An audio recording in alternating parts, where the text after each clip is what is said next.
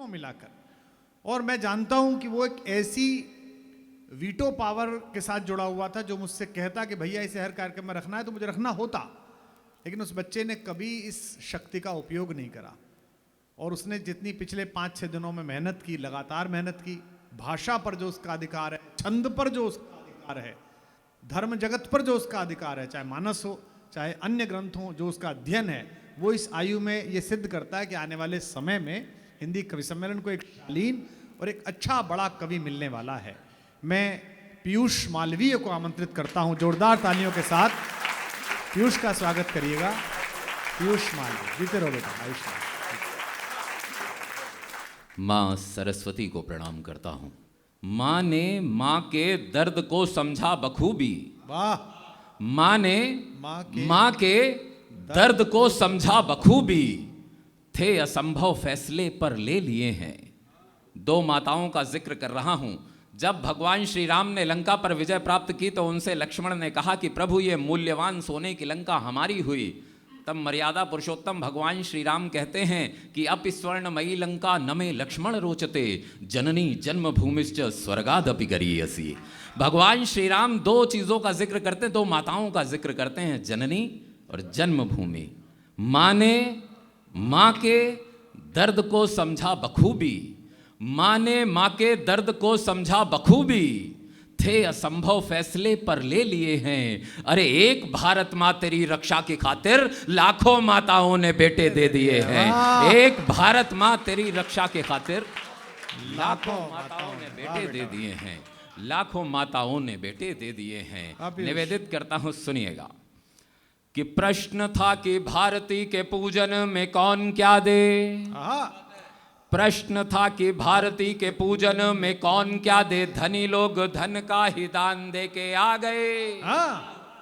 कौन लोग क्या क्या वस्तुएं दे रहे हैं, माता भारती का पूजन हो रहा है, इतनी सी भूमिका है, सुनिएगा कि प्रश्न था कि भारती के पूजन में कौन क्या दे, धनी लोग धन का ही दान दे के आ गए। नेताजी बयान दे के, गायक भी गान दे के, कवि लोग नए प्रतिमान दे के आ गए। नेताजी बयान दे के, गायक भी गान दे के, कवि लोग नए प्रतिमान दे के आ गए। और ज्ञानियों को प्रश्न ये पता चला तो ज्ञानी लोग, ज्ञानियों को प्रश्न ये पता चला तो ज्ञानी लोग वेदों व पुराणों वाला ज्ञान दे के आ गए। कि ज्ञानियों को प्रश्न ये पता चला तो ज्ञानी लोग वेदों व पुराणों वाला ज्ञान दे के आ गए। सीमा पर सैनिकों के पास कुछ भी नहीं था, जान ही बची थी तो वो जान दे के आ गए। जान ही बची थी तो वो बहुत अच्छे, बहुत अच्छे। बेटा बहुत अच्छे, जीते रहो। सीमा पर सैनिकों के पास कुछ भी नहीं था, जान ही बची थी तो वो जान दे के आ गए। जान ही बची थी तो वो जान दे के आ गए। और ये जान देने का हौसला आता कहां से है? किसी के अंदर ये सामर्थ्य यूं ही नहीं उत्पन्न हो जाता। जब कोई माँ जीजाबाई बनकर के अपने बच्चे को शौर्य की कहानियां अपने दूध में मिला करके पिलाती है, तब वो शिवाजी राजे बन सकता है। सीता, अनुसूया व यशोदा जैसी भावों वाली, ये सब चरित्र आप जानते हैं। वाह। एक उक्ति कही गई हमारे देश में कि यत्र नार्यस्तु पूज्यन्ते रमन्ते तत्र देवता। जहां पर नारियों का आदर होता है, देवता भी वहीं पर निवास करते हैं। किंतु नारियां भी कैसी होनी चाहिए, कुछ तो अर्हता होनी चाहिए। मैं निवेदित करता हूं, सुनिएगा। स्वागत है। कि सीता, अनुसूया व यशोदा जैसी भावों वाली, सीता, अनुसूया व यशोदा जैसी भावों वाली पावन चरित्रों की निशानी कौन बनेगी? कि सीता, अनुसूया व यशोदा जैसी भावों वाली पावन चरित्रों की निशानी कौन बनेगी? संकट समय में निज शीश काट देने वाली वीरहाड़ा रानी की कहानी कौन बनेगी? संकट समय में निज शीश काट देने वाली वीरहाड़ी रानी की कहानी कौन बनेगी? आज के समय में जहां खो गई अनन्य प्रीति, आज के समय में जहां खो गई अनन्य प्रीति, अब अब मीराबाई सी दीवानी कौन बनेगी कि आज के समय में जहां खो गई अनन्य प्रीति, अब मीराबाई सी दीवानी कौन बनेगी। देश की हर बालिका जो मिस वर्ल्ड बनेगी तो बोलिएगा झांसी वाली रानी कौन बनेगी, बोलिएगा झांसी वाली रानी कौन बनेगी, बोलिएगा झांसी वाली रानी कौन बनेगी। बहुत अच्छे प्रसुम, बहुत अच्छे बेटा। मैं बहुत कृतार्थ हुआ आज। ये जो 5 दिवसीय साधना थी उसका प्रतिसाद मुझे आप लोगों के मध्य आकर के मिल रहा है। मैं पुनः से कोटिशा आपका आभार व्यक्त करता हूँ।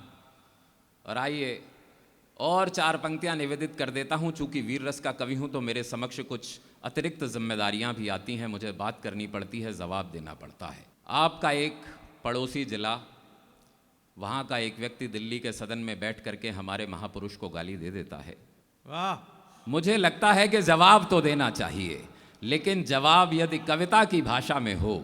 मेरा किसी से कोई विद्वेष नहीं है, मैं किसी के महापुरुषों को गलत नहीं बोलता, लेकिन इतनी अपेक्षा ज़रूर रखता हूं कि कोई हमारे पितामह, कोई हमारे पुरखों को गाली न दे। तब निवेदित करता हूं कि पुरखों को पूजना हमारे संस्कार रहे। नाम नहीं लेता किसी का, बात आप तक पहुंच जाएगी। तब आशीष चाहता हूं कि पुरखों को पूजना हमारे संस्कार रहे। हम लोग मन में ये भाव लिए बैठे हैं कि पुरखों को पूजना हमारे संस्कार रहे। हम लोग मन में ये भाव लिए बैठे हैं। राणा सांगा जैसे महावीर का प्रभुत्व है कि वीरता का आज भी प्रभाव लिए बैठे हैं। राणा सांगा जैसे महावीर का प्रभुत्व है कि वीरता का आज भी प्रभाव लिए बैठे हैं। मेरी बात गौर से जरूर सुन ले वे लोग, मेरी बात गौर से जरूर सुन ले वे लोग। निवेदित कर देता हूं और चेता देना चाहता हूं, और बात अगर सही से कह दी हो तो आप सभी का आशीष चाहता हूं कि मेरी बात गौर से जरूर सुन ले वे लोग। पद के गुरूर में जो ताव लिए बैठे हैं, कि मेरी बात गौर से जरूर सुन ले वे लोग। पद के गुरूर में जो ताव लिए बैठे हैं, कि जितनी तुम्हारी पूरी पार्टी में नेता नहीं, उतने तो राणा सांगा घाव लिए बैठे हैं।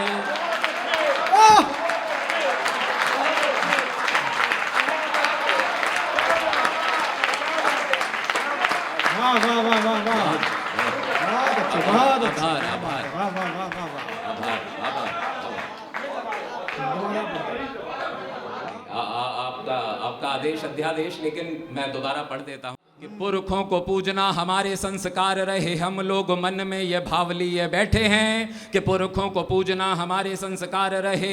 हम लोग मन में ये भाव लिए बैठे हैं। राणा सांगा जैसे महावीर का प्रभुत्व है कि, राणा सांगा जैसे महावीर का प्रभुत्व है कि वीरता का आज भी प्रभाव लिए बैठे हैं। राणा सांगा जैसे महावीर का प्रभुत्व है कि वीरता का आज भी प्रभाव लिए बैठे हैं। मेरी बात गौर से जरूर सुन ले वे लोग, मेरी बात गौर से जरूर सुन ले वे लोग। पद के गुरूर में जो ताव लिए बैठे हैं, कि जितनी तुम्हारी पूरी पार्टी में नेता नहीं, उतने तो राणा सांगा घाव लिए। बहुत बहुत आभार, बहुत बहुत। वाह बेटा वाह, पढ़। जितनी तुम्हारी पूरी पार्टी में नेता नहीं, उतने तो राणा सांगा घाव लिए बैठे हैं। कि जैसे साधु संत मुनियों की होती कामना है, जैसे साधु संत मुनियों की होती कामना है, अंतिम समय में राम राम कर लेने दो। एक जवान का नाम लेता हूं, अमर जवान हेमराज। आप लोगों ने नाम सुना है, जानते हैं, सभी लोग जानते हैं, बुद्धिजीवियों के मध्य में खड़ा हूं। अमर जवान हेमराज जिनका की शीश काट करके ले गए वो कायर पाकिस्तान के सैनिक। ये जबान, ये उस पड़ोसी देश का नाम मेरी जबान पर आ गया, ये छंद छोटा हो गया इतना कह देने भर से। किंतु ये मेरे संस्कार नहीं रहे। श्रद्धेय गुरुवर ने मुझे सिखाया नहीं कि हमारे अमर जवान का शीश काट करके ले गए वो पड़ोसी देश के सैनिक।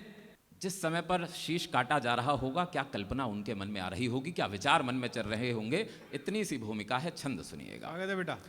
कि जैसे साधु संत मुनियों की होती कामना है, अंतिम समय में राम राम कर लेने दो, वैसे सीमा पे खड़ा जवान यह चाहता है, दुश्मनों के काम को तमाम कर लेने दो। वैसे सीमा पे खड़ा जवान यह चाहता है दुश्मनों के काम को तमाम कर लेने दो। और शत्रु जब गले पे चलाने लगे तलवार, शत्रु जब गले पे चलाने लगे तलवार, हेमराज बोले एक काम कर लेने दो। वो क्या कामना रही होगी, निवेदित करता हूं, आपका भरपूर आशीष चाहता हूं कि शत्रु जब गले पे चलाने लगे तलवार, शत्रु जब गले पे चलाने लगे तलवार, हेमराज बोले एक काम कर लेने दो कि सर मेरा काटते हो काट के ले जाओ, पर मुझको तिरंगे को प्रणाम कर लेने दो, मुझको तिरंगे को प्रणाम कर लेने दो, प्रणाम कर लेने दो।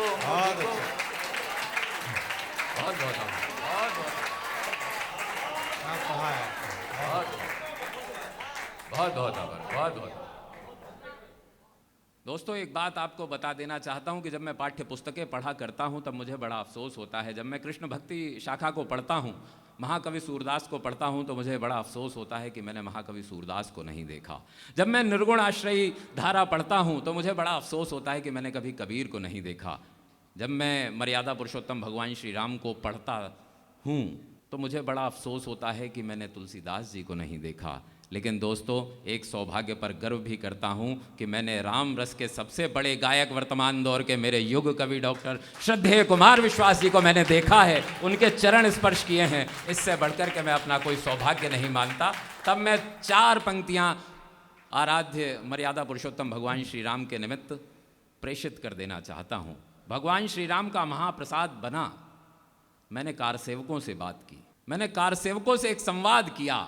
वो कारसेवक जो इस समय पर स्वयं गोलोकवासी हो गए हैं, मैंने उनसे कल्पना में संवाद किया। कवि होने के नाते एक विशेषाधिकार है कि मैं कल्पना कर सकता हूँ, उसी कल्पना को कविता बनाता हूँ। मैंने संवाद किया और पूछा कि बड़ा नुकसान हो गया तुम लोगों का, तो तुमने भगवान श्री राम के मंदिर निर्माण हेतु कार सेवा करते हुए अपने प्राणों का उत्सर्ग कर दिया, लेकिन मंदिर बनता हुआ देख नहीं पाए। छंद निवेदित करता हूँ, सुनिए। चेतना चाहता हूँ और अब तक भी जिन लोगों का आशीष मुझे नहीं मिला हो, इन पंक्तियों पे मैं आग्रह करता हूँ, सुनिएगा। स्वागत है बेटा। कि कितनों ने प्राण दिए और बलिदान दिए, कितनों ने सांस सांस अपनी चढ़ाई है। कि कितनों ने प्राण दिए और बलिदान दिए, कितनों ने सांस सांस अपनी चढ़ाई है। कितनों के रक्त से हुआ है अभिषेक, तब जाकर के हमने ये शुभ घड़ी पाई है। कितनों के रक्त से हुआ है अभिषेक, तब जाकर के हमने ये शुभ घड़ी पाई है। मृत्यु के समय पूछा गया कार सेवकों से, मृत्यु के समय पूछा गया कार सेवकों से, हुआ नुकसान जान तुमने गवाई है। कि मृत्यु के समय पूछा गया कार सेवकों से, हुआ नुकसान जान तुमने गवाई है। तो हंसते हुए वे बोले कैसा नुकसान हुआ, राम जी की जिंदगी थी राम पे चढ़ाई है। हंसते हुए वे बोले, हंसते हुए वे बोले कैसा नुकसान हुआ, राम जी की जिंदगी थी राम पे चढ़ाई है। तेरा तुझको अर्पण की भावना को लेकर के चलने वाले हम लोग। निवेदित कर देता हूँ एक छंद और विशेष रूप से। एक प्रश्न आया मेरे मन में। एक दिन मैं मानस जी का पारायण कर रहा था, उस समय एक चौपाई मेरे आंखों के समक्ष गुजरी। जन्म जन्म मुनि जतन कराही, अंत राम कही आवत नाही। आप लोग जानते हैं कि बड़े बड़े ऋषि मुनि जन्म जन्मांतर तक अभ्यास करते रहते हैं, लेकिन अंत समय पे भगवान श्री राम का नाम निकलता नहीं है। तो मेरे मन में ये लगा कि अगर हम सारा जीवन भगवान का नाम जपें और फिर भी अंत समय में भगवान का नाम मिलने की कोई पुष्टि ना हो, कोई गारंटी ना हो, तो हमारा भजन व्यर्थ हो जाएगा। तो मैंने इस प्रश्न को रखा श्रद्धेय डॉक्टर कुमार सर के समक्ष। मैंने कहा सर ऐसे में भजन का फायदा क्या?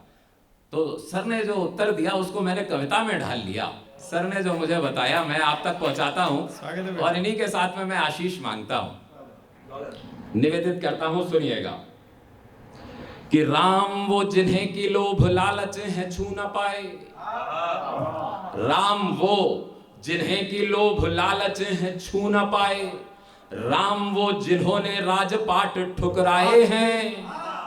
कि राम वो जिन्हें की लोभ लालच है छू न पाए, राम वो जिन्होंने राजपाट ठुकराए हैं। जिनके दर्श को तड़पते हैं साधु संत, वही खुद शबरी की कुटिया में आए हैं। जिनके दर्श को तड़पते हैं साधु संत, वही खुद शबरी की कुटिया में आए हैं। कि राम वो जिन्होंने लोभ लालच है छू न पाए, राम वो जिन्होंने राजपाट ठुकराए हैं। जिनके दर्श को तड़पते हैं साधु संत, वही खुद शबरी की कुटिया में आए हैं। किसको मिलेंगे किसको नहीं मिलेंगे राम, राम मिलेंगे या नहीं बता रहा हूं, सर का उत्तर पहुंचा रहा हूं, आपका आशीष मांगता हूं कि किसको मिलेंगे किसको नहीं मिलेंगे राम। विधि के विधान सब उन्हीं के बनाए हैं कि किसको मिलेंगे किसको नहीं मिलेंगे राम। विधि के विधान सब उन्हीं के बनाए हैं। जिनको बड़े से बड़े संत भी ना पा सके हैं, वही राम भालुओं ने बंदरों ने पाए हैं। जिनको बड़े से बड़े बहुत बहुत आभार।